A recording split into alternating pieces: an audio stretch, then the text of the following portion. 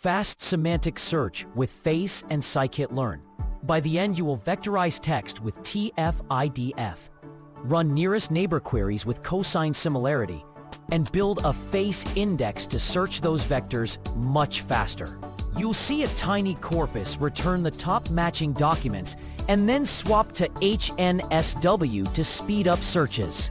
I'm Professor Pi, teaching search and IR from basics to advanced in simple Python. Vector search matters because it optimizes nearest neighbor accuracy and query latency. It makes similar texts sit near each other in a geometric space, so retrieval is about proximity. The trade-off is usually memory and build time versus query speed, and sometimes exactness versus approximation. In practice, FAISS can move from exact search for hundreds of documents to approximate search that handles thousands or millions with millisecond queries. Vector search is intuitive. Turn text into numeric points. Close points mean related text. It shines when your features capture meaning. It struggles when the representation is too sparse or vocabulary shifts drastically. We will keep the corpus tiny so you can follow every step and then scale ideas later. We are going to build TF-IDF vectors for a small corpus, compute cosine similarity to rank documents, then index normalized vectors in FAISS, and finally switch to HNSW and tune EF search for speed. This snippet builds TF-IDF vectors for tiny text and a query. It shows how scikit-learn TF-IDF vectorizer creates a numeric representation where each term is weighted by term frequency and inverse document frequency, which boosts rare but informative words. The snippet fits the vectorizer on the small corpus, transforms all documents to vectors, and transforms one query the same way, so comparisons are consistent. If you limit the vocabulary with a max features parameter, you lower dimensionality and speed up later steps. But you may lose important terms and reduce accuracy. Normalizing vectors after TF-IDF makes comparisons more stable.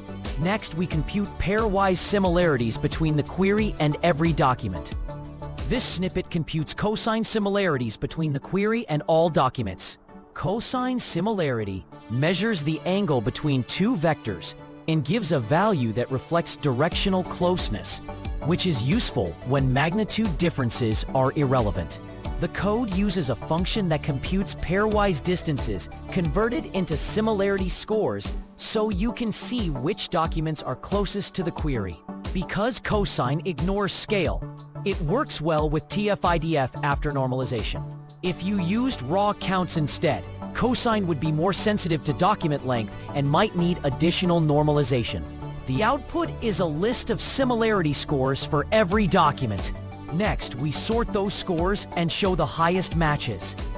This snippet ranks documents and shows the top 3 by similarity. It takes the similarity scores, sorts them in descending order, and prints the top results along with their scores so you can inspect relevancy. The snippet also demonstrates how to choose a top K value. Increasing K returns more candidates, but may dilute precision if many results are weak matches. This ranking step is where evaluation is easiest. Inspect the top 3 and see if they match expectations. For small corpora, this is exact and immediate, which makes it a good baseline before adding FAISS for speed. Next, we put those vectors into a FAISS index and run an inner product search. This snippet indexes normalized vectors in FAISS and searches with inner product. Because cosine similarity and inner product are equivalent for unit normalized vectors, the snippet normalizes TF-IDF vectors, builds a FAISS index configured for inner product comparisons, and performs queries against that index.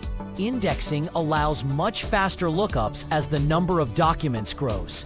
If you change the index structure or number of centroids, you trade search speed for recall. In this simple example, the index gives near instant results and shows how FAISS takes the same vectors you already computed and accelerates retrieval at query time. Next, we switch the FAISS index to HNSW and tune the search effort parameter.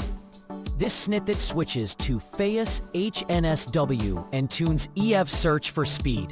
HNSW is a graph-based approximate nearest neighbor structure that walks a small subset of nodes to find neighbors quickly. The snippet builds an HNSW index, adjusts EF search, which controls how many candidates the algorithm explores at query time, and compares performance.